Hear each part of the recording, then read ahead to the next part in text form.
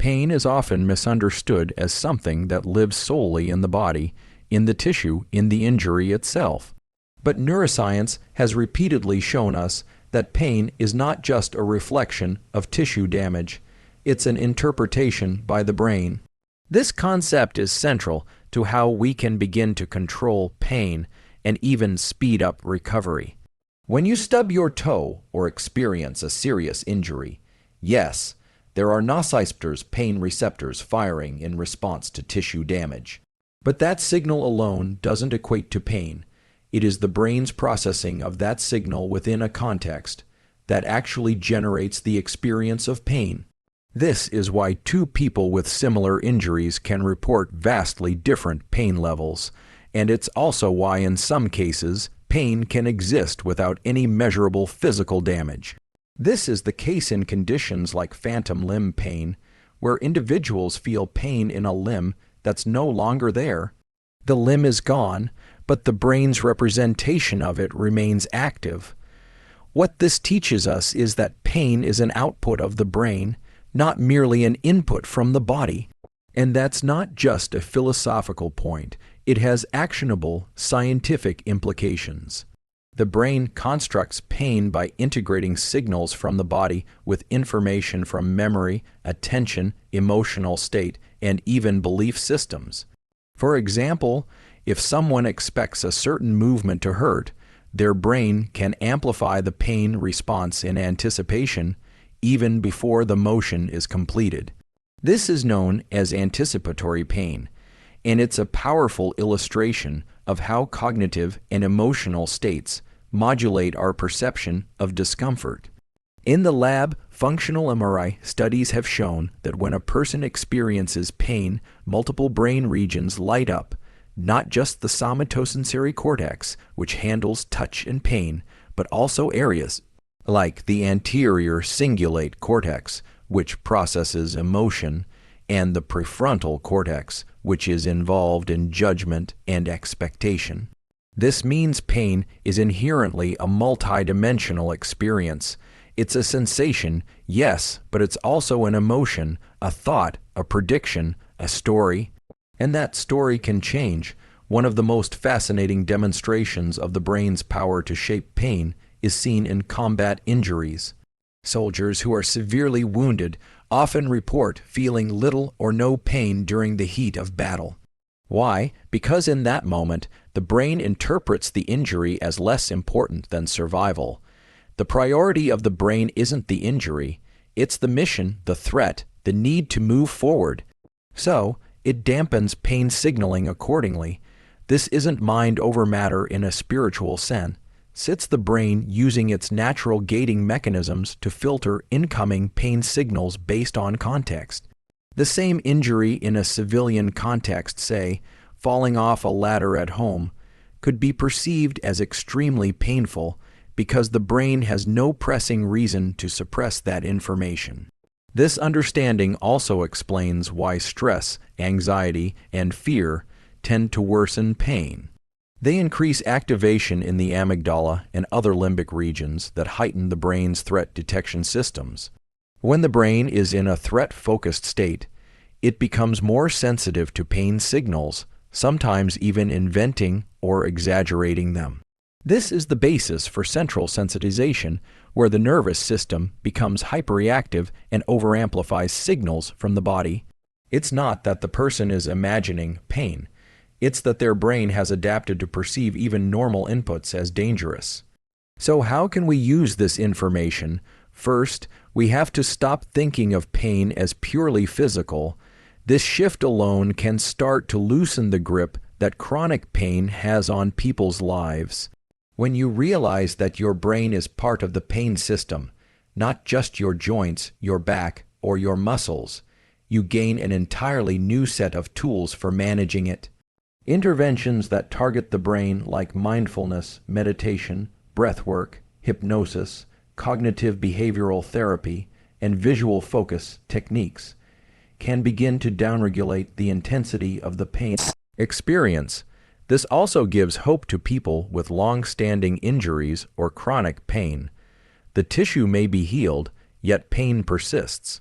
In these cases, the brain may be stuck in a predictive loop, expecting pain, bracing for it, and therefore creating it. By retraining the brain through consistent exposure to safe movement, positive associations, and tools that calm the nervous system, we can begin to rewrite that narrative.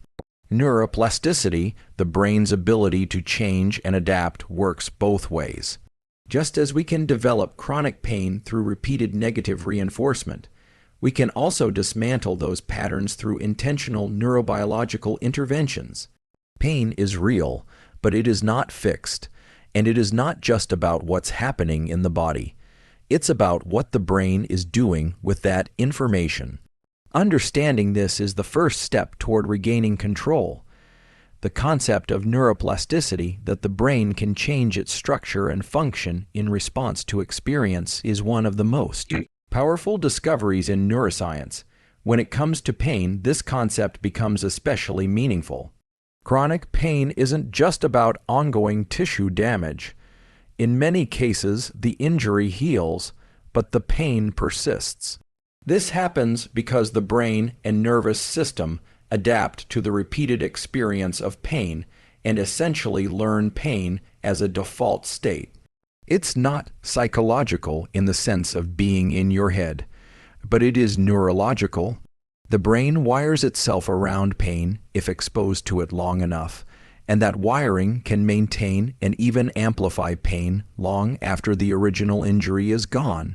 Neuroplasticity means that the brain and body are in constant communication and constantly adapting. With every repetition, whether it's a movement, thought, emotion, or experience, neural circuits strengthen. If those repetitions are centered around pain, discomfort, fear, and immobility, then those pathways become more dominant. This is why chronic pain becomes so entrenched.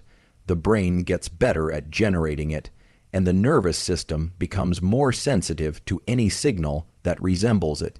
But here's the good news: neuroplasticity works both ways.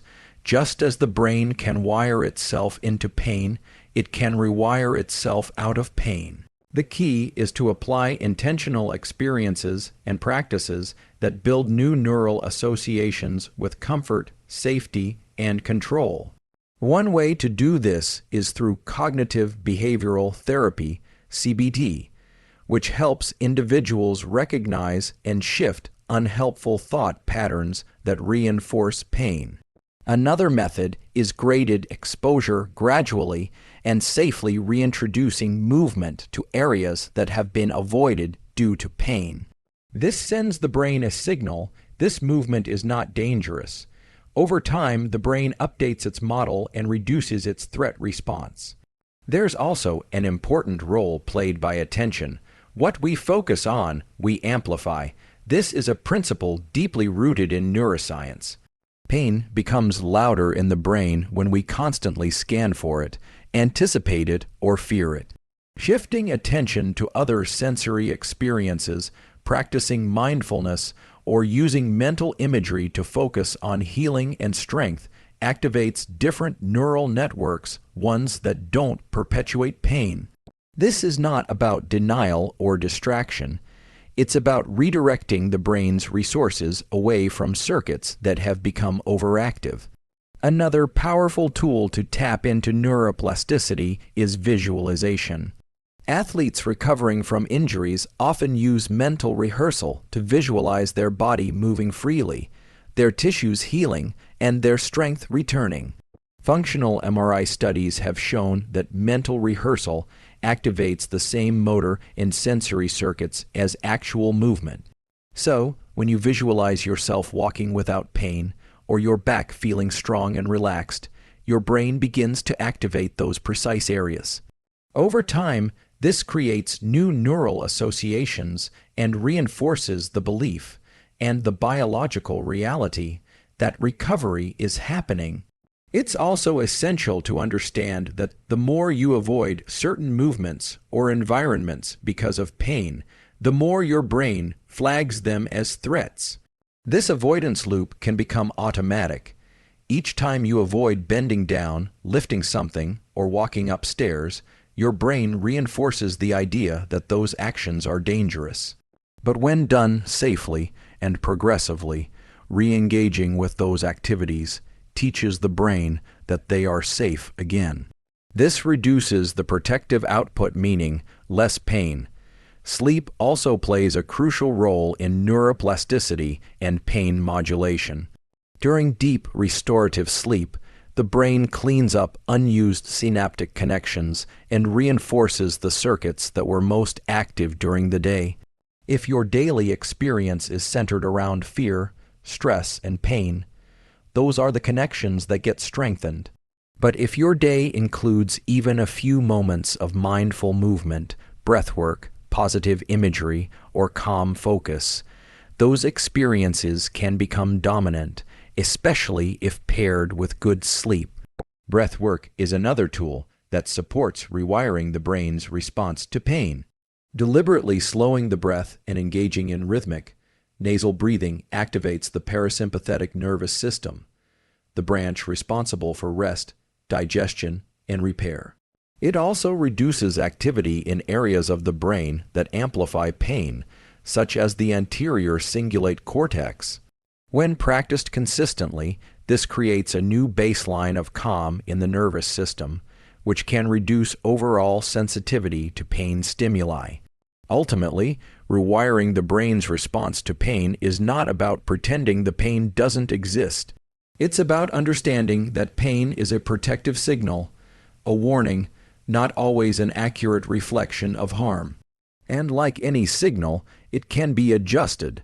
The brain's goal is to keep you safe, but sometimes it overreacts. With the right tools, you can teach it to recalibrate. You can shift from a state of hypervigilance to a state of resilience. You can go from avoiding movement to embracing it again. The transformation won't happen overnight, but it is possible because the brain is plastic, and that means you're never stuck. One of the fastest and most accessible ways to begin shifting the brain's relationship with pain is by learning to regulate the body state through vision and breathing. These two systems, though they seem unrelated, are actually direct levers into the autonomic nervous system, which governs our stress response, recovery, and even how we perceive discomfort.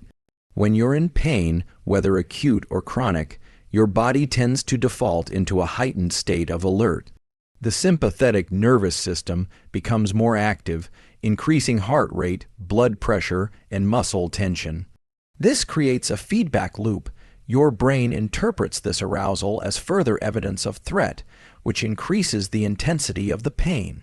To reverse this loop, we need tools that can quickly shift the nervous system into a calmer, more restorative state. The first is visual focus.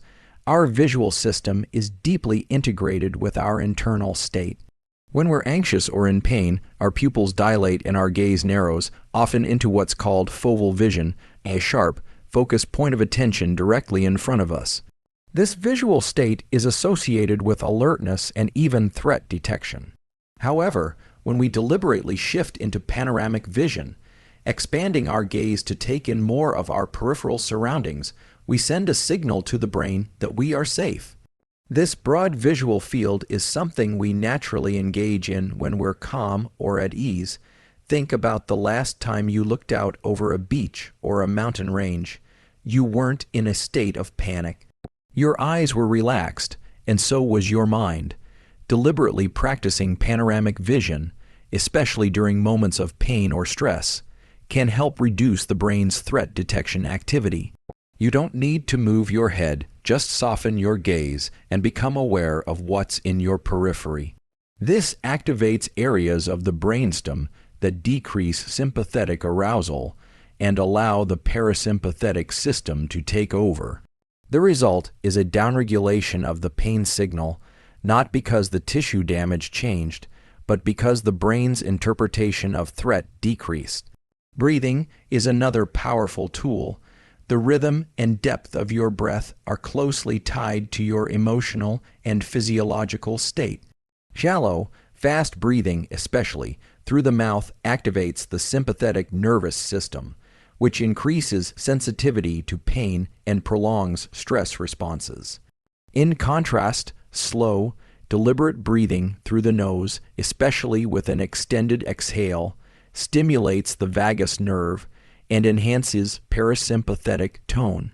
This shift not only reduces inflammation and cortisol levels, but it also calms brain areas involved in pain processing. One of the most effective breathing patterns for managing pain and promoting healing is called physiological sighing. This involves taking a double inhale through the nose, one deep breath followed by a second, shorter sniff to top off lung volume followed by a slow, extended exhale through the mouth. This pattern has been shown to rapidly reduce carbon dioxide levels, slow heart rate, and increase feelings of safety in the brain.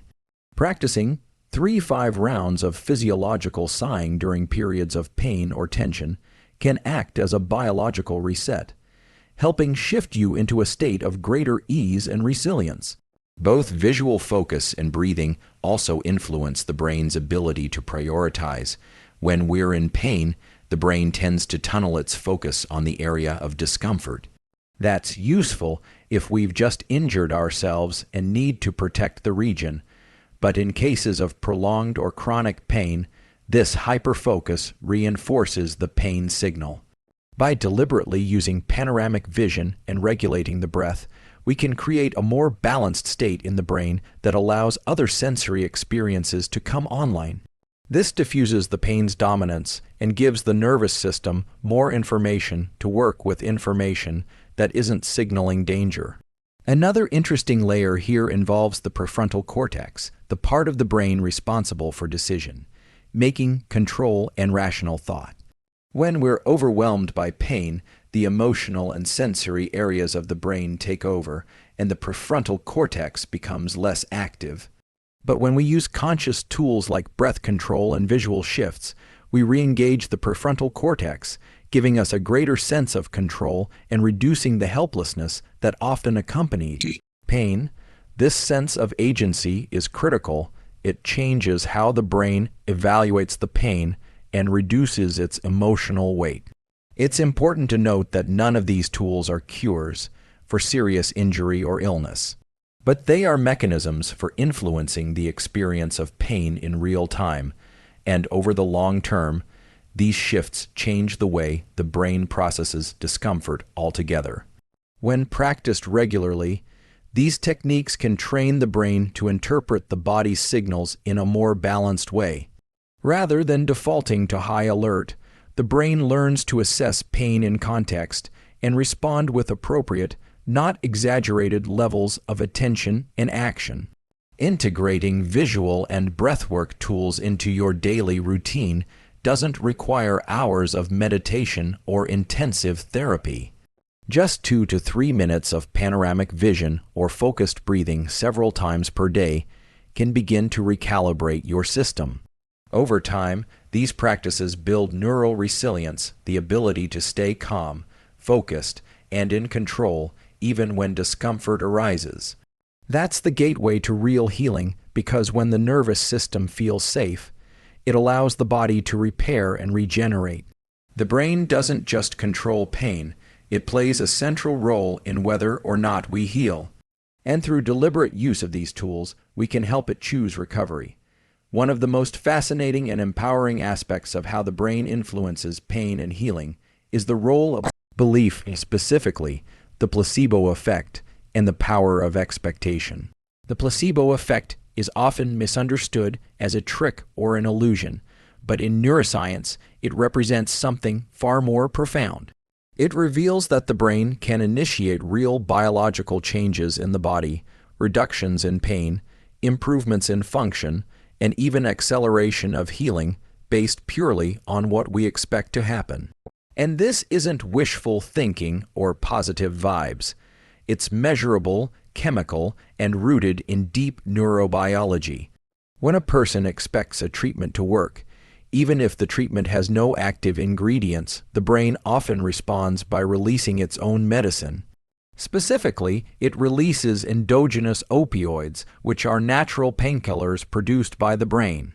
These opioids bind to the same receptors as drugs like morphine, reducing pain intensity without the side effects of pharmaceuticals.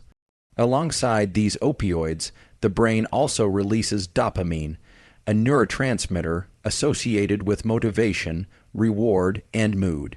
Dopamine doesn't just make you feel better. It increases motivation for recovery and reinforces belief in the treatment, creating a powerful feedback loop that accelerates healing behavior. What's remarkable is that this isn't just theoretical. Brain imaging studies have shown that when someone is given a placebo, the same brain regions activate as when they receive real pain medication. This includes areas like the peri, aqueductal gray, a region in the midbrain responsible for pain modulation. In other words, your brain doesn't just imagine relief. It creates it using the same biological pathways that drugs use. That's the power of belief backed by hard neuroscience. The inverse is also true, which is why this concept is so critical.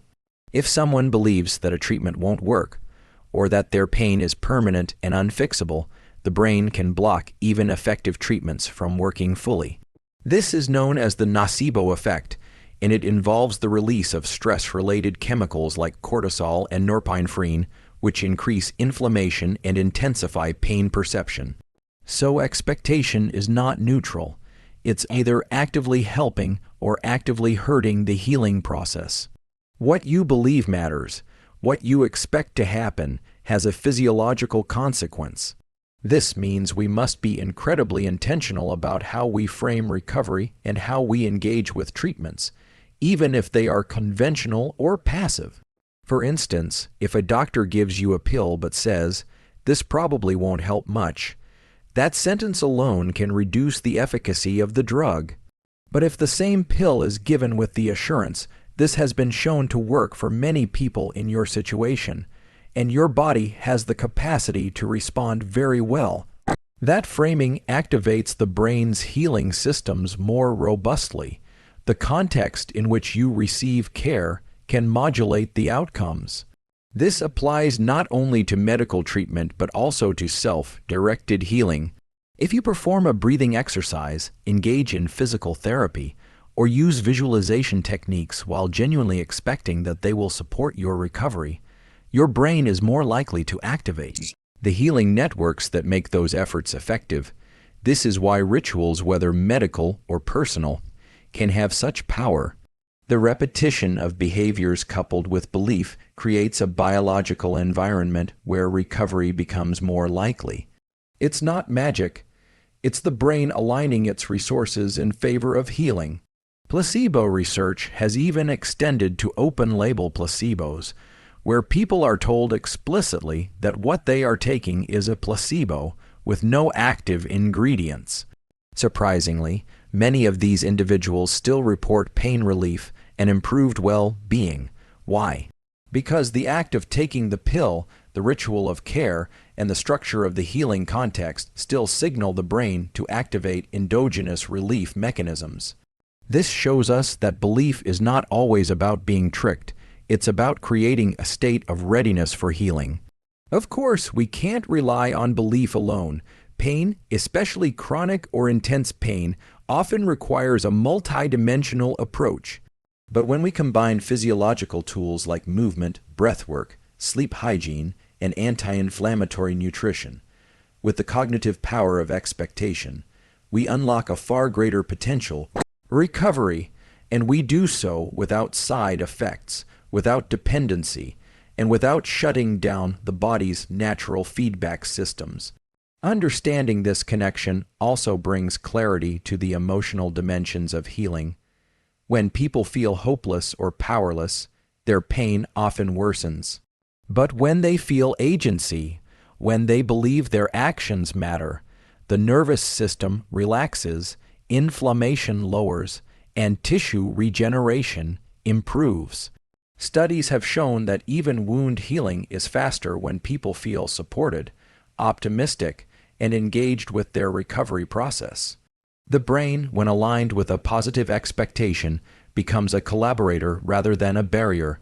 So if you're facing pain or injury, consider this: your mindset is not a soft variable. It is a neurochemical switchboard that can dial your healing system up or down. The brain has powerful internal medicine, but it needs a reason to deploy it. That reason often comes in the form of belief in the process, belief in your body, and belief that change is possible. When you activate those beliefs through language, rituals, visual cues, and supportive environments, you tap into a healing intelligence that is wired into your biology. The placebo effect isn't a myth, it's a mechanism, and it's yours to use.